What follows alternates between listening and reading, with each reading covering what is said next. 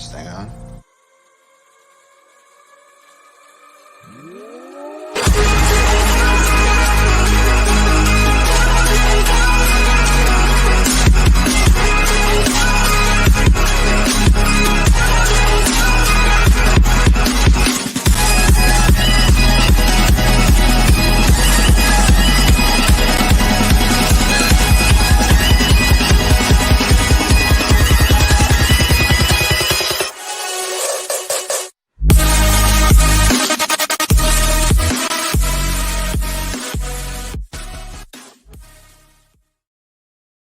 What is up, everybody? Welcome into another episode of The Cut. I am your host, Christian Williams, and I am here with Randy Hall. Randy, how are you, man?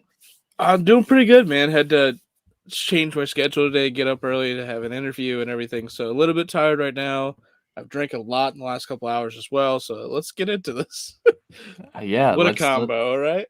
let's do it. So, so if this is your first time joining us, this is a series that we did last year. We called it the Friday Fix, where we go through each team. I say that hesitantly. We're going to go through as many teams as we possibly can over the next 15, I believe, Fridays before the NFL draft, 14 maybe, something like that. But we'll get to as many teams as we can and kind of give a layout of what their offseason could look like and how we would go about fixing them in certain scenarios. We'll go over the GM and coaching situation, the state of the team on the field, the current cap situation with key free agents, and then give our recommendations of who we would go sign, and then also do a 5-round mock draft. And that is probably my favorite part. I think it's Randy's favorite part as well. Although looking at the cap is fun too. So let's just get right into it. We'll talk about the schedule for this afterwards. I think we're going to move it a little earlier, just as an FYI. I think we're going to do 9:30, somewhere around there, but we'll talk about that after we get done with all the fun stuff. So the first thing on the list is the general manager and coaching situation. And with the Jacksonville Jaguars, that is the question mark right now. This is the most difficult one we have to do because there is a lot of ambiguity around this franchise. So I put on here, will Trent Balkey be fired? Randy, do you think he will? And if he doesn't, how is this team going to look? I think he's going to get fired. All reports are that I believe it's Cedric Wilson is going to take the position. We've heard reports basically since they decided they were keeping him that coaching candidates do not want to work with him. So that is a major red flag. This is the team that actually, I believe, has had the most time to have the coaching search, and they do not have it down. So that's a very bad thing. They should have it. I know the whole process has been slower for most teams this year. I believe today, last year was the last head coaching signing, and Yep. I think we have 2 right now, off Three of like now. 9 or 10 positions kind of thing. So,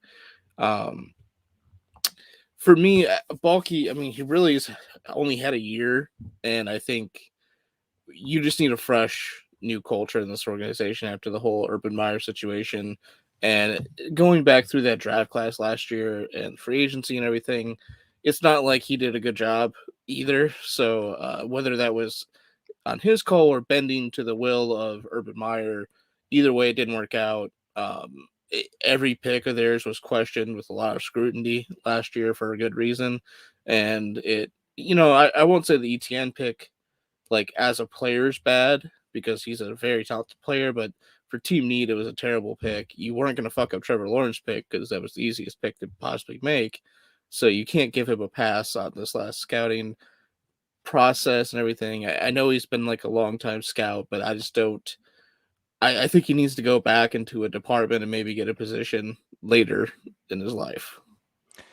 Yeah, I think the problem is no one's going to hire him, and he knows that. So there were reports that when Urban was fired, he convinced the Khan family to give him one more shot. And so the report came out, they're going to give him at least one more season to kind of see. But with no head coach and really the bad reputation that he has, that was a terrible decision from the start. So this is months ago now. I mean, it's 2.5, 3 months ago I feel like, since we've Yeah. had the Urban firing. So the the, Well, the the vote of confidence for Balkey going into the year was, I believe, late week 17. That's why we had the whole clown game in week 18, where they actually won, ironically, but they still true. were, even after the game, like, yeah, good job, team. Still fuck that guy. So, Yeah. Yeah. Yeah. And it's just a bad situation. So, looking at some of the other GM candidates, they haven't been brought up because they technically haven't fired Balky. The only one that we've heard is that Adrian Wilson link, and that would be accompanied by Byron Leftwich. So yeah, the coaching search is not going well for them. Like we said, I believe 3 or 4 positions now have been filled. So we've got a Bears coach, we've got uh, the Giants Giants, coach, and there's Nathaniel Hackett got hired for the Broncos. Broncos. Okay. Um, Yeah. so we've had 3 hirings right now, and like you said, the Jaguars have had much more time to figure out their head coaching short list even, and Yeah. the reports are that Byron Leftwich will not work with Trent Balkey, and that is the only hangup at this point. He wants to coach this team. So is it Byron or bust at this point? You know, I think from like my perspective of getting a new young blood coach in here, I think it is. I don't think there's another young guy I really trust in this situation. We went over this multiple times where they don't have culture here. They don't have anything. There's just a stigma in as Browns fans and as Raiders fan myself. I get the whole stigma thing, and they're very far back into the situation. They need good leadership to guide them in the right direction to even possibly be a free agent marketplace. They're a team that always has all this cap room, but no one wants to go there unless they're the last stretch of their career and they just don't give a shit and they just want money. But that's not going to build this team for the future. They're not going to be a winning team this year, plain and simple. They need to build. They need good GM play. They need good coaching, and they need good veteran leadership brought into this organization to really bolster this young core to the future and build something of a culture here.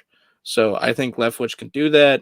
I think getting an old head coach in here could also do that. But we've seen that kind of backfire different places where they try and institute this old style of coaching. We saw that with Patricia in Detroit, where it was a young guy, but very old philosophy of coaching and just didn't work out necessarily. It's not because he was a bad coach necessarily. It's just that old grinded out mentality is just not what works for certain clubs. And it clearly isn't working for this one. It's the reason that players like Jamal Adams isn't there because they had that kind of coach before and GM there before, and they didn't want to put up with this shit. So I think getting Leftwich, which is clearly a player coach, if you look at the Tampa Bay sideline and reports, I think that's the best signing for you. And it's bringing the guy home that you really didn't leave on good terms with. So this is kind of a make up for that and kind of an apology to him and the fan base. That last point is exactly what I wanted to bring up. I think that they're they're treading water, and they are teetering the line of, like, we are about to lose a lot of ticket sales, and they are considering that. The Khan family, they have an entertainment background. They have I believe a wrestling background is where they come from. No, I want to go background. The wrestling's a newer company by Gotcha. the Okay. son, but the dad owns it. But they have a soccer Yeah. background in England and different businesses in England and everything. That's why they're constantly in the rumoring team to move to London if that ever happens. If Right. they don't get this one right, I think we're going to be looking at the league stepping in and possibly new ownership or possibly moving the team, maybe with the same ownership, maybe to a destination they think deserves it, kind of thing. Maybe that's Canada, maybe that's London, maybe that's Mexico, but they're on the outside looking in right now of the whole NFL. It's not a shock that they're the first pick overall because they had the worst coaching with not the worst roster, but they had the worst coaching and worst veteran leadership, which is just terrible. Yeah. Yeah, but then back to my point. So they're losing fans right now, and Yes, plain to the simple. highest degree, and a fan base can hang on for a little while. We're Browns fans, we know that. The Browns fans that hung around through the tough times were rewarded for one season and then just About a season and a half so far. Yeah, a season and a half. But the Jaguars don't have that kind of leverage because they've had one playoff appearance in their existence, since they moved. Since I think Is that true? the 2017 team with Blake Bortles is the only playoff I appearance, don't I think so. believe. I think they had playoff teams a decade before. Okay. Like that Yeah, the you might be original Maurice incarnation with Jones-Drew like Bruno or so, like the right white now. number 8 Yeah. quarterback, whatever. Basically once they got rid of Gerard, this team's been on a downturn. Then Bortle and the defense kind of put it back, but they had some early success based on power running and a good wide receiver tandem of kind of like lesser known names, if I remember right. Yeah. But they really have no identity. They have no culture. There's no passion. There's no like the whole Right. meme that it's that meme fits this team perfectly. They've done some things right, and I think there's clearly a future for Lawrence, but we both obviously think that. So they just need to fix that part first, and then get small building block for next year. Yeah. And there are a lot of questions still about Byron Leftwich and what kind of Yeah, offense he would bring. He's running the Arians offense right now, and we know that. But I think that he sprinkles in some of what he knows, and I think bringing in a former quarterback would be really, really good for Trevor Lawrence as well. So yeah. My early inclination on the offense he would run would be, a lot of the Arians like aired out type of mentality, but mixed with power running, which is what we've kind of seen on certain game plans, especially like Fournette on different game days, and especially the playoff run last year was kind of their backbone. I think it kind of needed to be more this year than they could have. I mean, they really didn't have the chance, but I think that's what you would be envisioning. I don't necessarily know the closest comparison off the top of my head with what that would be. I guess maybe like Tit- towards the Vikings. Titans on crack is what I was thinking. Yeah, like Vikings, Titans on crack, kind of like Vikings. Like they don't have the weapons of the Vikings, so like that's why That's the it's just problem, not yeah. the same. Or the But Titans. because the Vikings are like a more evolved passing game than what the Brown scheme is, but it's the same tree, so it's Right. kind of like that, I would say. Yeah, and so let's move on to the state of the team. We've kind of just been crapping all over the Jaguars, and I'm sorry, Jaguars fans, and we know that like we've said things that upset you in the past, and we don't mean to do it this way, but I know it's relatable. And like I said, we're Browns fans. We've been here, but this is the state of the team: 32nd in team DVOA, 27th on offense, 31st on defense, and then breaking that down into pass and rush. Their pass DVOA was like significantly worse than the rush DVOA on offense this year, 30th through the air and then 18th on the ground. And then on the defensive side of the ball, something similar. So 31st in pass DVOA, their secondary was atrocious, but the rush DVOA was actually middle of the pack. They were 18th as well there. So, Randy, I mean, we knew that the Jaguars were bad. Are you shocked by any of this, though? Not necessarily. I think I'm slightly shocked at where their rush DVOA finished, because I know I know their secondary is really bad, but it is a team we also targeted with running backs through the fantasy season. So, I think it's more of just got piled on maybe down the stretch, but yeah, it's slightly surprising there. The other side, though, obviously the passing game was not working for at least 80% of the year.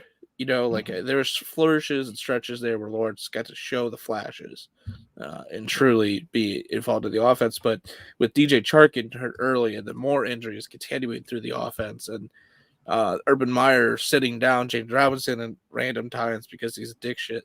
Like James Robinson's very, very good. I think this team should focus on the running game for the future in this next season, especially with those two explosive backs, and build the line through that. I think this shows you that how good Robinson is, like that he could carry this DVOA all the way up to 18th, which is more surprising than I thought it would be. Yeah, and they honestly have to lean on the run. And then moving over to their PFF grades, 31st in overall grade, 28th on offense, 28th on defense. So It's a lot of the similar stuff graded more favorably by PFF than DVOA. But you're right. With the two backs, they absolutely have to build through the run at this point. Yeah. They were successful in doing so. And a lot of people want to crap on Urban Meyer. What he has always done well, even in college, is put together a nice run scheme. It was very good. And for whatever, I mean, Carlos Hyde was productive in this scheme. So, all right. I don't want to crap on them anymore. Yeah, Let's talk about let's talk about the future. Yeah, yes, future. yes, Let's get the good to stuff, the actual, the fix. So, let's move over to their current cap situation. I have down here third most cap space in 2022. Randy, do you want to break down how this is looking? Yeah, they're at just north of $61 million in cap space right now, 61.344 million, some change there. But there are still some cuttable contracts as well. I think the two standouts would be Carlos Hyde. We already said they have two young stud backs. They don't need this veteran presence that is just going to eat up space, especially because they can cut him and save $2 million. You could easily sign a veteran running back for the league minimum at this point in the career just to put out the backfield, or just draft someone late to get another back in there. You don't need $2 million to Carlos Hyde. And then Brandon Linder, their center, didn't really play well and didn't play a lot, had some injury concerns here or there, but if they cut him, they save $10 million. They need to retool this offensive line. They're very, very old, except for Cam Robinson, who's also a free agent. So I think they need to really invest in getting youth in that position while bringing back some of the veterans. I think those are the biggest concerns for me with the two cut candidates.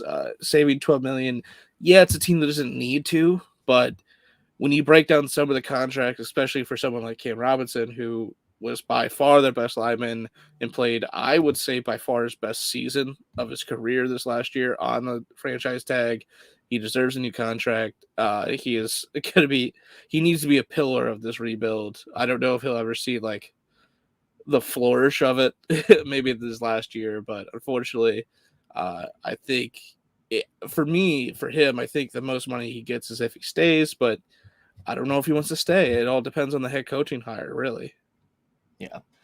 Yeah. And that's something that we're going to talk about here in a few minutes, I think, because there's a lot of talk that with the 101, they'll be taking a tackle.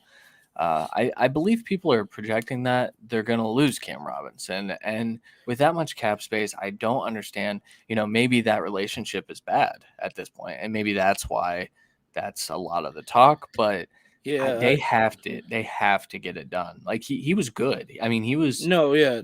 If they only sign Cam Robinson and let every other piece in free agency walk, I think that's a success. Like, I think they should bring back a few of these other guys, but like, he's the biggest name, he's the biggest contract by far. Don't get me wrong, but he deserves it. He is.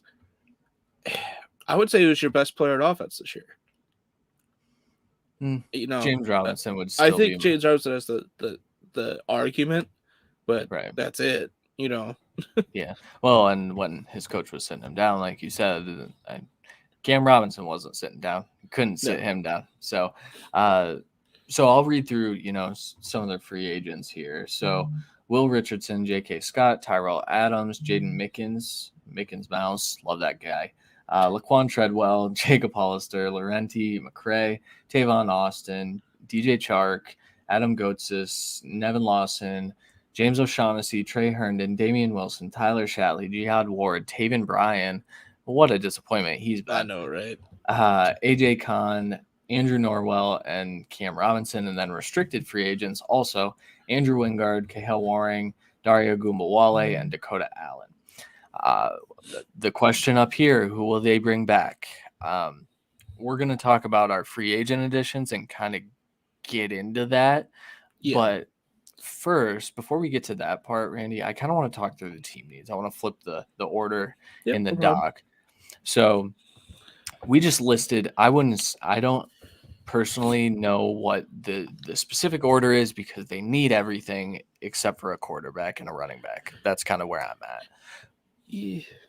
But I believe I got these all from the Draft Network's current team needs of each team, because obviously I had to get them for all 32 teams, so quickest website to do it. Yeah. I Shout think out to Draft Network. offensive tackle and IO and offensive lineman in general is the biggest need. Yeah. Um, we have edge really high here, and going through the process, thinking about the buildup of this team, I don't think this is. I think it could be a need. I just don't think it's this high of a priority, in my opinion. I Just agree. with recent draft picks, I mean, you have Josh Allen, who I know is probably coming up on contract maybe next year and all that, but you also drafted highly Caleb Chason, who again shows some flashes here and there. I think getting a veteran presence in the edge room maybe is the best thing, but I don't know about getting another young guy in here at least early in the draft is the highest priority for me personally. I don't know about you. No, I agree. And so the piece of the Jaguars that is very, very difficult. This is the worst year to have the first overall pick. And we'll get to the draft part in a second, but like that matters for the conversations that we're about to have. So edge rusher, I would put that as like a tertiary need. They've invested in that position. They have a young stud. And while their pass rush wasn't great, it largely was because the coverage was so bad that quarterbacks could get the ball out quickly against them, and it's tough to pass rush in the NFL when that's the case. So I think interior defensive line is way up there. That's not a position you're taking with the first overall pick. Offensive tackle depends on Cam Robinson, and we both said we would bring back Cam Robinson. So the actual needs are spread out in ways that the importance of the positions do not line up with the draft capital that they currently have. So I think we're going to see a different type of build this offseason. I think we're going to see some of these needs get addressed via free agency, but with some names that you might not be excited about. So let's get into that. Let's talk through the guys that we are wanting to bring back. Randy, you go first. Yeah, we both have K Robinson first priority. I think that's just plain simple. His market value, according to I believe it was Spotrac on this one, was roughly 16.8 million per. I think you signed into a 4-year contract. Just get this guy locked up. He's your best lineman by far. I don't think you get a better lineman day one in this draft, even if it is at the 101. And I think you lock up your left tackle, and then that you still are very able to pick a tackle at 101, and you could pick your guy that you feel can either play guard wherever you need it or play right tackle, and you secure both bookends off day one. Um, Past then, I think DJ Chark, as well as you, obviously here I see that, is a huge signing in my opinion, and I think you can get him for cheaper. His market value is about 11 million right now. But with how the wide receiver market played last year and how I don't think Chark is anywhere near the top of this wide receiver free agency class, I think you can get that a lot cheaper, in my opinion, maybe 8 to 10 per for about 1 or 2 years. He might just sign an 8-year deal for 1 million with some incentives, just to prove himself to the league. But I think that's a huge part. And then I also talked about bringing back AJ Can. I think he was probably the only other lineman that I think truly played well enough to earn another contract. He's also, I believe, 30 years old. So you're only getting him for 1 or 2 more years, in my opinion, on a contract for about 5 per. So you're going, besides the Cam Robinson, I think you got kind of bargain bin here on your returning players. I picked to bring in Jerry Hughes, a very talented veteran edge rusher for 1 year, about 3.5 million. I think he is the kind of guy he plays D tackle edge as well. So it gives you some versatility. But if you're really concerned on the depth and leadership of this edge and D line class, I think he gives you that piece to guide this team through the future. Because I don't think, unless you're picking one of these top guys in the first round or maybe a top edge in the back or the top of the second round, I don't think you're going to get an impact player in the edge position. So I'd rather get a veteran leadership at that position. And then another wide receiver here, Cedric Wilson. It's again not a top tier receiver in this class. I think he's going to be an underwhelming signing for a lot of people, but he is going to be so much cheaper, and I think he's going to make a huge splash where he goes. I think he played very, very well, and every time he got a role in Dallas this last season, I think he could be a quick outlet for Trevor Lawrence here. Well, Chark is more of a deep threat, and LaVisca still hasn't developed, in my opinion. You're losing a lot of pieces there as well in the wide receiver room, so I think bringing in Wilson would be a good call. Yeah, I like that shout. And Cedric Wilson is one of my like sleeper free agents that could go make an impact somewhere. Mm-hmm. I wonder what his market's going to be because he is like that third, fourth tier of free Yeah. agents this year. So he's a So cheap option, yes, but I think that teams are going to covet him. yeah, but quickly for reference, I did bring up a couple other guys, market value wide receivers. So like top end, obviously is Devontae Adams. They projected him at about 25 to 26 million. It's come out today that he's looking to get 30 million per year. So that's by far and away the top end. And another maybe veteran presence lower was Al Robinson, who they have his market value between 14 and 16 million. So getting DJ Chark at anywhere from like 6 to 10 million, even if it's just for 1 year, I think it's a steal to help. You know, if you want to draft a receiver highly to build for the future and you don't want Chark to be the future, I think that's fine, but you need to get Trevor Lawrence as many weapons as possible for as cheap as possible for the future. And Chark is by far the best receiver they have on that roster, so they need to bring him back at least for 1 season, in my opinion. And it's going to be pretty cheap. It is. And that was, I think Chark will have a market as well, but I also think that he found some stability. I don't know if you guys recall, but DJ Chark had some mental health issues in 2020. He was feeling good heading into 2021, and then has a season-ending injury. So I think that stability is going to draw him back to just staying put too, or maybe that means he wants a change of scene.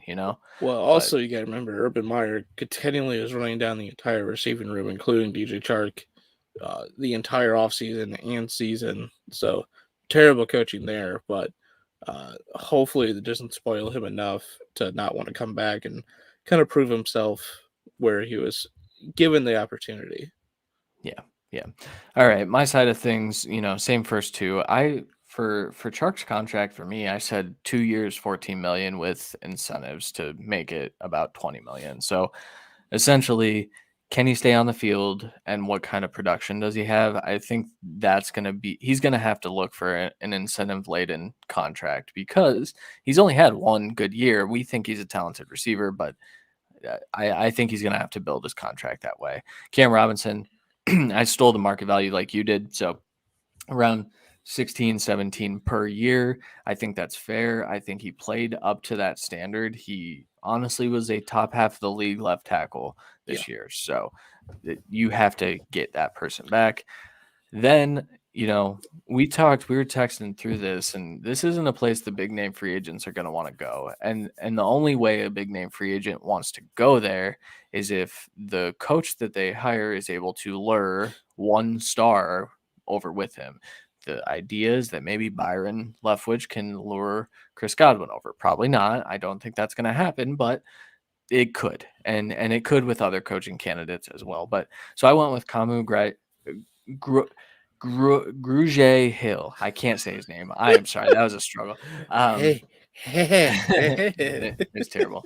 I didn't want to butcher it, and then I butchered it. He played very poorly this year, and I think that he played for the Texans. He was probably their fifth or sixth best linebacker, but because I believe that the Jacksonville linebackers are so bad, those are the type of guys that you should bring in, are guys that you think have some promise. And I think he flashed a bit. He graded really poorly for PFF, but I think you get him really, really cheap. This is an offseason that I don't think they need to spend a whole lot of money. I know they don't want to waste Trevor Lawrence's rookie deal, but they are not in a spot to just blow all $61 million that they have on their top 51. So even if they do, it doesn't change enough. I mean, just Cam Robinson's contract alone this year is going to take away damn near a third of that cap room. I know you have some cut candidates there as well to open up another 12 million or so, but you maybe sign 3 big contracts and you still have holes everywhere. There's no point in that. You need to build for the future here. Yeah. So then I started looking at guys that I thought played well when I watched them, and guys that I think could be had at a nice value. So George Odom, the safety for the Colts, staying in division, going over. He'd probably get a starting role. I don't think that the Jaguars safeties were really anything at all. So I think that would be a good opportunity for him to play his way into a bigger contract after that. And then Scott Quisenberry, the center for the Chargers, he played okay when he had to step in and play. He wasn't great by any means, but also he was better than what they had in Linder. So I think that would be a minor upgrade and fairly cheap. I'd said, 5-6 million per would be a decent amount to pay him because that's about what he played to. So those are kind Yeah, of the guys that I think they should be looking at, though, is just guys yeah, that played well in short spurts that might have potential to be better with them. yeah. I like the center signing. They so Linder, obviously they could cut him and save 10 million, but Shatley is their backup center who played damn near half most of the year, and he wasn't spectacular, but I think he was a pretty high value backup. In comparison, its market value is anywhere from 2 to 4 million. So I think if you want to keep him and then maybe higher prioritize drafting a young center in the draft, I think that's a good call. I think Questberry would be a good thing, and then maybe just back end get some developmental talent at center. I think is a good call. I think he could be pretty good. If you can get the tackles and guards right, the center can be just okay. You know, it's very, Exactly. very true. So I think he could be well above passable at the center position for this team, especially with that line needing to completely retool. And I props to you in finding a safety that you liked. I struggled. I almost did the same thing. I Yeah. saw Odom on there, but I kind of just left it. Yeah. Honestly, this is not. It's just not like the greatest safety free agent class. It's not the No. greatest safety draft class either, even though it has one of the best safeties we've seen in a Yeah. long time, ironically. But they're not getting him unless they draft him 101, which is they should not do. But Which they might do. It's the Jaguars, man. I thought yeah, they about it when I could. was when I was doing the mock. And I will say, I know we're about to get into our 5 round mocks here, but they are a candidate to trade down. I know a lot of Jags fans maybe don't want to hear that, but think about it. Maybe a team like the Jets or the Giants with those two early first round picks really want this one of these edges and they trade up for him.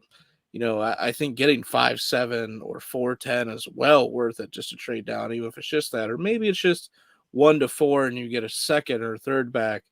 This team needs a lot of draft picks to really boost it for the future. So I think it's worth it, the discussion at least.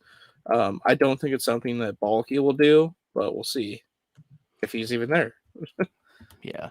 And honestly, with how we saw the movement of teams last year, they'd probably even going to just 4 or something like that. They'd probably get a first back, a future first.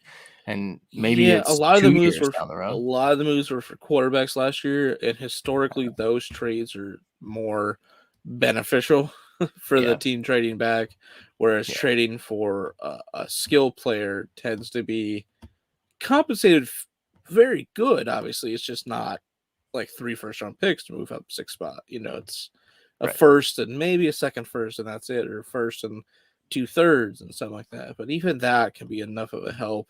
Even if it's just waiting until next year to get those extra picks, it might be worth it. Yeah. All right. Let's do our mock drafts, and I'll let you go first. Of course. So here's Randy's mock draft. Randy, talk us through it. Yeah, we did our first mock draft in our show on Monday, and the first two guys here we talked about. I had the first pick for the Jaguars. I went Evan Neal. I'm not changing my tune 5 days later. I think right now for me, he is the best fit for them, mainly just because of versatility and overall mechanics and talent level. I think through this process, there's obviously two other guys near the top of this that I think have a chance to get to this spot, but I really need to break it down a lot further, in my opinion. And just because of having 700 plus snaps at 3 different positions at the best college in the land, I'm going to give him the edge right now. I think he is more of a complete player, whereas Kwanu is stud in the run game, and Cross is great in the pass game, where they both have some little things here and there. I think Neal may be the more complete of the three, but not better in those scenarios than the other two. So right now I'm going here with Evan Neal. I think he can easily play right tackle for you. If you need him to step in at guard, he easily does that in my opinion. But I think him and Cam Robinson will be the best set of tackles for you. I'm not sure if the other two are day one able to play right tackle. That's the biggest thing for me why I picked Neal here. Following that up with Lewis Seen from Georgia. Christian went over him in depth on Monday. He is Christian's best safe or second best safety. Almost Don't you spoke out get of me turn. canceled? Almost spoke out of turn. Second best safety in this class. I have a couple others that I think are in contention right now for me, but I really liked what I saw down the stretch from Seen. At different games. I really watched one full game of him right now, just to be straight up with you, but he shows great range in my opinion. I think he can really get it done for this team.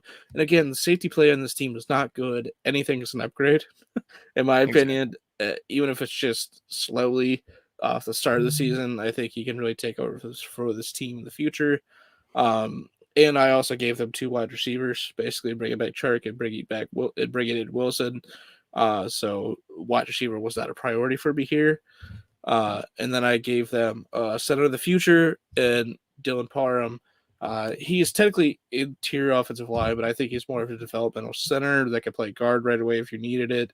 But with the moves we made and what they have in the roster already, I think he would probably be more of a rotational guy, sixth lineman or backup right off the bat. But he has the opportunity, I think, to win that center position right away, especially with the guys that we said would be there and bring back to this team. And I think he could do pretty well. And he has a little bit higher level of competition than some of the other second tier centers of this class. So I like him slightly better, but that's also as of right now. Following up with getting another weapon, an actual talent at tight end. I love Dan Arnold. He's on one of my shit rosters and carried me a couple weeks, but I think he could stay there and still be really good. I think you get a tight end here developed for the future. This is a team that, in my opinion, is going to use a lot of two tight end sets if it is Leftwich, which is kind of the vision I'm going with here. And you basically give Leftwich a little bit of, I would say, Brayton Howard. Not really Gronk, but I think this, at least first year, would be a good combination of Brayton Howard. And I think that's a very deadly duo for Lawrence in the future with a lot of quick game, which is Lawrence's specialty. Bringing in Kyle Phillips after that to give them a developmental receiver that obviously has shown great flashes. Just plain simple. He's been prolific at the level. I don't know if this is where he's going to finish for me in my rankings or anything, but he was a guy on the board that I thought was more realistic to be on the board than a couple of the other guys that were still left in the fourth round position. I really wanted to go D tackle here as well, but I kind of avoided it for what you'll see in a second. But I also waited on my receivers, so I think getting at this point would be the fifth receiver on the team to be the future guy, hopefully to maybe replace Chark. He's a little bit more of a slot guy, Phillips, but we'll see here and there. But maybe by that we'll give up on LaVisca. So I think he could really make an impact. And I know he's already played some special teams, so I think he's by far just as a good team guy for you. And then finishing off with getting a young guy at edge, Michael Clemens, the edge from Texas A&M. The edge class is very, very good at the top, and it really starts to taper off.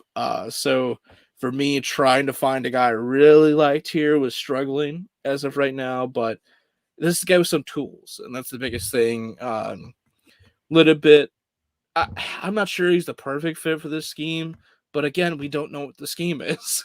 So I'm just going with the guy that I think is talented in the fifth round here, and I think he could have some future upside for the team. I love it, and I'm interested to see what the NFL thinks of Kyle Phillips because you're right, a lot of good flashes. Weidermeyer, I think that's a good range for him. The one thing I noticed when I was doing these is that there are a lot of guys that I think are misplaced on some of these mock draft machines they'll get retooled as the off season wears down, but Yeah, I mean, like, there were guys available in the 5th for me that I think will definitely be gone in the 4th or 3rd. Yeah, and I tried my best not to pick those guys here. So Yeah. there definitely was better selections, but some of the mock drafts I've seen people post on Twitter and Facebook where they get like I've seen some people get Kobe Dean in the 3rd round. Fuck I know. off. Like So why would you post it? Like exactly. it's impossible. Is it very possible that Kobe Dean goes to the 2nd round? Yes. Is it something I'm banking on? Probably not, but linebackers are a weird value in draft classes sometimes. But Yeah. like it was like late 3rd round for a couple. I'm like, oh come on. Like, come on. Yeah, it's a little rough. So I did the same thing with my mock, and so we'll go over that. So I made a joke that we would get canceled if you said my first safety was Lewis Cine, but we might get canceled for me putting Charles Cross at 101. So this is a guy that I personally have as my offensive tackle one. He's a very, very good athlete, very highly recruited kid, younger than the other 2 tackle prospects in Ecom and Evan Neal. And ultimately, he's got room to grow while still being ultra, ultra good. His pass sets are a little clunky, yes. His anchor is incredible. And I think when you're looking at a tackle that you kind of I mean, obviously, we both kept Cam Robinson. So, what I want is a nice pass protecting guy that I think can play right tackle. I think Charles Cross could do that to start, and then maybe, be the left tackle of the future when they sign him to his 2nd deal and Cam Robinson's deal is expired. Like, that's kind of the mindset I'm in. I get the Evan Neal pick as well. I mean, it's tough to argue 6'7", 3 whatever, 60, 75. I don't remember what he weighs off the top of my head, but Charles Cross is every bit as athletic, and I actually think he's better in the run game. So I went with him as my 101. I followed that up with Jahan Dotson at the first pick of the 2nd round. Now, I don't know that I expect him to be here, but if he isn't here, then I think Chris Olave will be. I don't know that both of them are going to go in the 1st round. And so in this particular mock draft, Dotson was the one that fell. I believe we had Dotson going in the 1st round on Monday, but yeah. So I went with Dotson. I think that's the perfect type of receiver that Trevor Lawrence needs, is a guy that has a pretty big catch radius, but is definitely a speed guy. He's able to create separation, and that visible separation is going to be good for a sophomore quarterback. I think that's, like I said, the perfect wide receiver. Followed that up with Alec Lindstrom, the center out of Boston College. I think this is about the range where I could see him going, though I do believe I have a 2nd round grade on him. I might have a 3rd. But good player. I think that he also has room to grow. I think he could play guard from the start, which is why I signed a center and also drafted a center. I also think that that's necessary. They need so much infusion into that offensive line. And Lindstrom is a good pass protector, but he has some room to work in when he's getting out into space. So depends on the scheme, of course, but I think that fits. Followed that up with Chad Mumma, the linebacker out of Wyoming. This is a guy I really like. I really like Chad Mumma's game. He's just a guy that he isn't the best athlete, but he does everything really, really well. He covers really well. He's really smart. He's got really, really high football intelligence, and he's a good wrap-up tackler. And if Jacksonville needs anything right now, it's a wrap-up tackler because they get gashed in the run. So I think Mumma would immediately step in and help that. Then I followed that up with another guy that should help in run defense, and that is Haskell Garrett. Up and down couple of years. He got shot in the face and then came back and played out of his mind. And then he started off really slow at the beginning of the 2021 season and then started to come on down the stretch. Garrett's a really, really good athlete, and I don't really know where I would project him to go, but he was available in a couple of different mocks that I had. Good pass rusher for a defensive tackle as well. So this is a guy I think can be versatile enough for them to get on the field. And then I doubled up at wide receiver because even though I brought DJ Chark back, I don't think that they have a single guy that I'd want to rely on heading into 2022. Marvin Jones is there. Laviska Shenault is there. I don't like either of those players at this point in their careers. I know it's a little early for Laviska. I don't care. I don't like him. He's not good. Christian Watson also brings a different type of dynamic to this wide receiver room that none of them have, not even DJ Chark. He's 6'5" and runs like a gazelle. Very, very smooth runner, fast. I don't think he was on Feldman's Freaks list, but I think they're projecting him to run in the 4.4s at 6'5" and large. So I think this is a guy that's going to benefit from the Senior Bowl for sure. And maybe he isn't here in the 5th round, but if he is, I think the Jaguars have to smash it. They're going to have to double up at a couple different positions. Now, we did only do 5 rounds, but they do have, I believe, 4 more picks after this. They have multiple 6ths and then I think a couple 7ths. So they could still double up at other positions, but this is kind of my mindset going in is get some interesting free agents that aren't really needle movers and then try to smash this draft class. I don't know that it's realistic if Balkey's there, though. That's the problem. Like, this is what I would do. This is not what Balkey's going to do. Yeah, I think if Balkey's... I almost want to say they pick edge first if it's Balkey, which is... I know.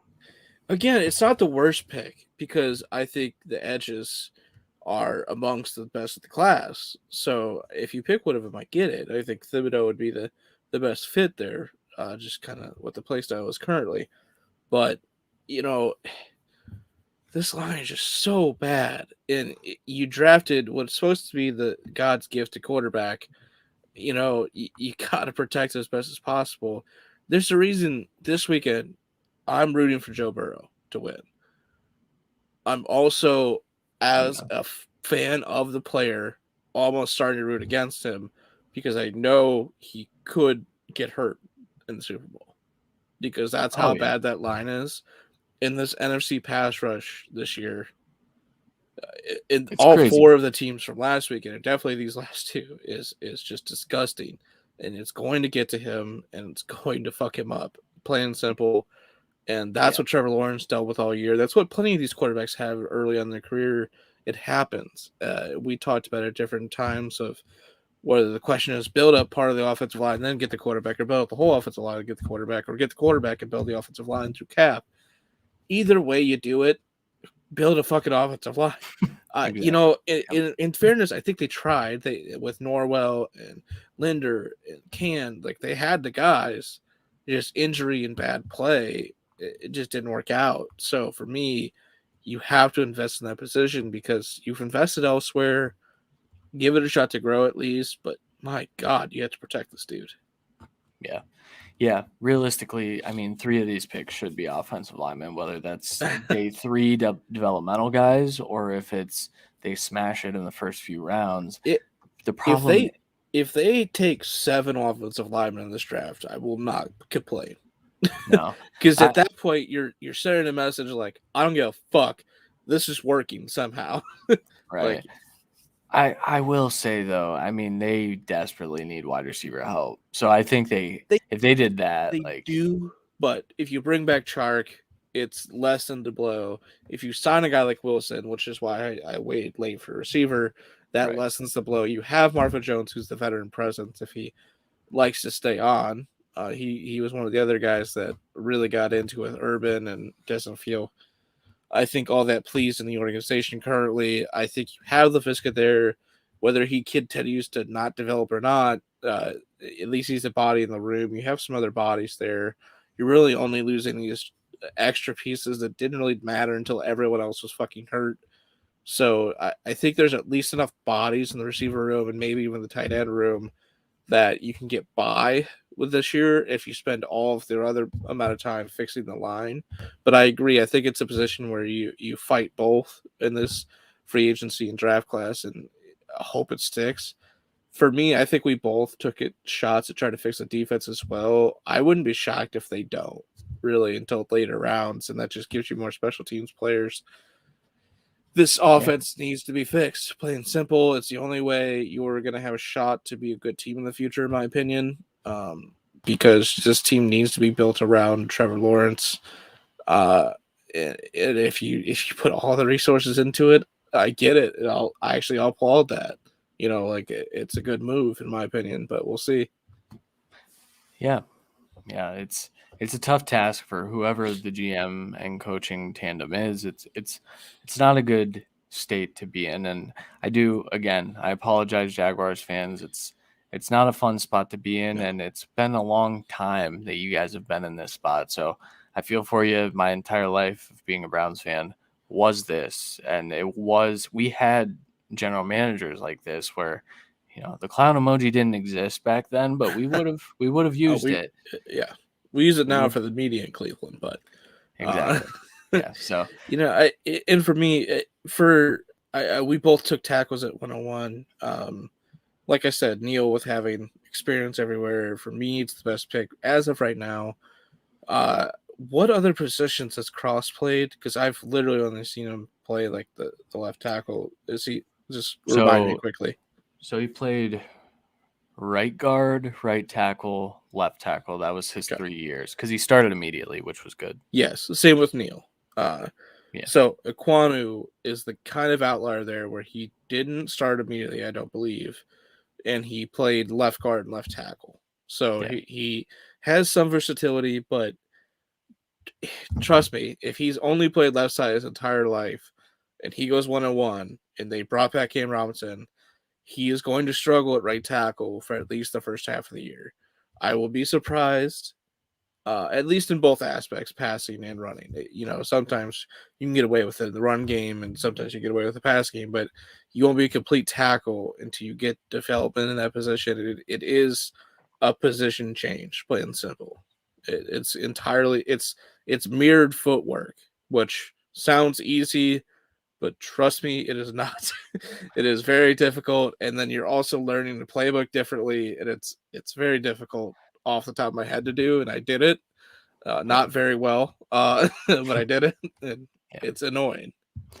And I might actually be wrong. I think Cross actually just started a left tackle from the start.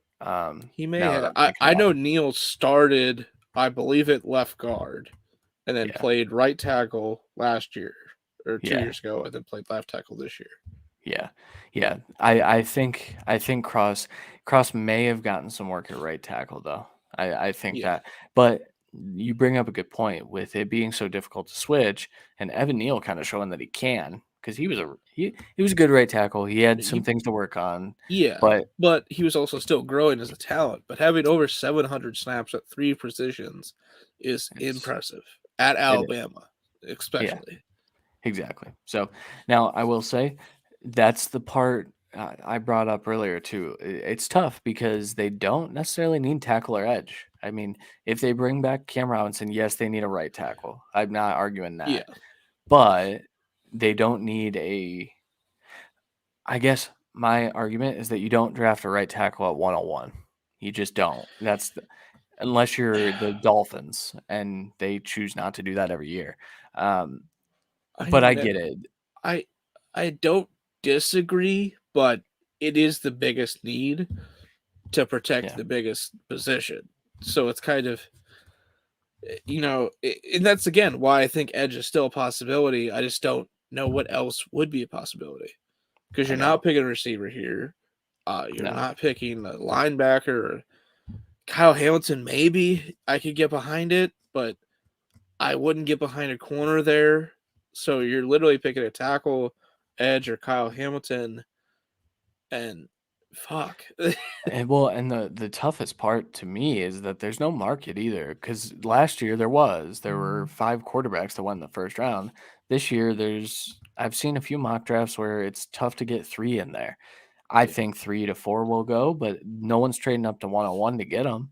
And so you don't even have a market to trade back no, unless, like you said, a team like the Jets or Giants want to go up and get a premier edge rusher. But from what I'm hearing in the NFL draft circles, the NFL doesn't view Thibodeau or Hutchinson or Ojabo as these like it's definite it's not Miles Garrett. 100%. It's not. Yeah, Exactly, which we know that it's not. It's not even Chase Young, Yeah. but it's close enough that I think some team's going to bite, especially edge rush is a premium position. So, Yeah, but it's difficult with having 5-7 and 4-10. You can get two top end studs. It's very difficult to reason behind trading both of those to get up. Again, we talked about possibly doing a second or a third to move up paired with one of those picks, but still, even then, it's still tough. And both yeah, of those teams do need edge help, so it's definitely a possibility. I think trading back is a good move for this team. Maybe it increases your willingness to take the tackle then, but for me, yeah, it's their biggest need. So yeah. Yeah, well, that'll do it for the Friday fix for the Jacksonville Jaguars. I think that both of our methods would make the fix a little quicker, at least. It would not be a 1 year thing, but no, but it jumpstarts the process, which is enormous.